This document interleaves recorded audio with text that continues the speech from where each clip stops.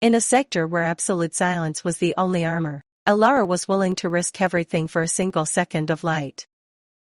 Alara stood inside the freighter's forward airlock, wearing her mother's wedding dress. The fabric had been woven on her Ani decades earlier, thin, pale, almost weightless. Emergency. Lights covered the chamber in red. No flowers. No music. No families. Only two witnesses, a civil recorder, an optical transmitter, and a reinforced window facing the dark visor corridor. With most systems shut down, the airlock held a silence Alara had never heard aboard a living ship.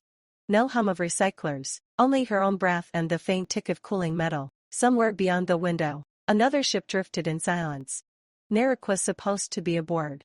The console began a final alignment countdown.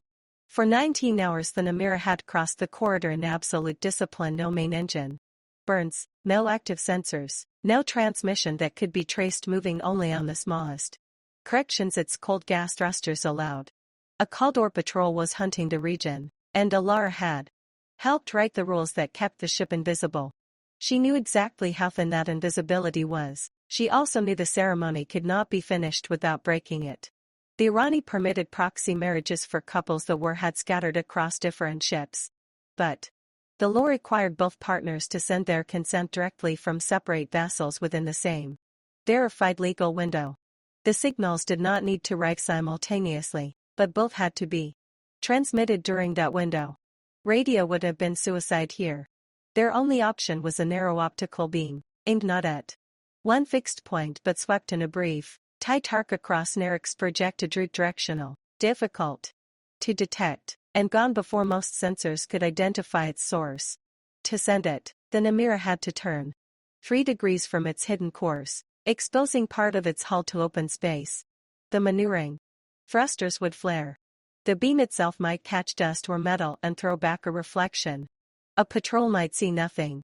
War enough. The captain had refused the request twice. 32 lives, including for children, weighed against one ceremony.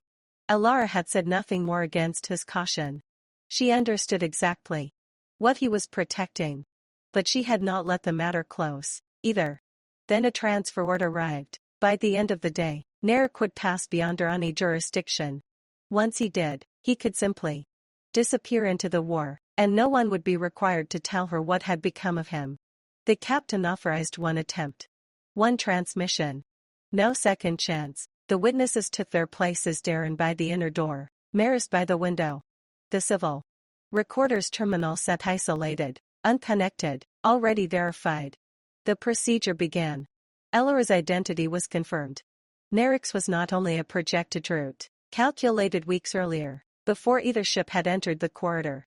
Neither crew knew if the other had been delayed, diverted, or destroyed. For 90 seconds, their trajectories would align. After that, the wreckage between them would close again. The Namira began to turn.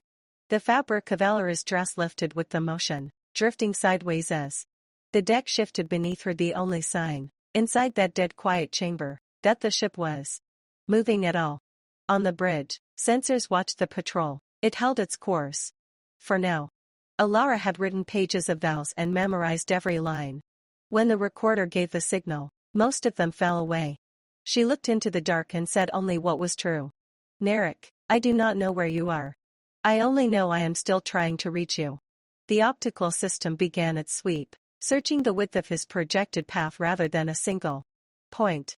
I choose you now, even if all we share is 1 second of light. 3. Her consent was recorded. The hull cleared the wreckage's shadow. Heat bled from the thrusters. The captain gave the order. Alara placed her hand on the control.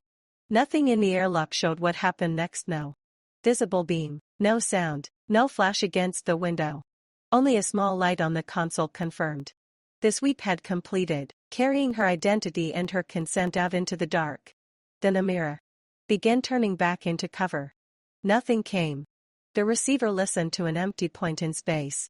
Alara watched the console and said nothing. Darren shifted his weight by the door. Maris did not move at all. The captain moved to close the ceremony. Then the receiver caught a pulse faint enough to be noise. The system isolated it, checked the encryption, confirmed the identity attached to it. Narek Tal. Alive.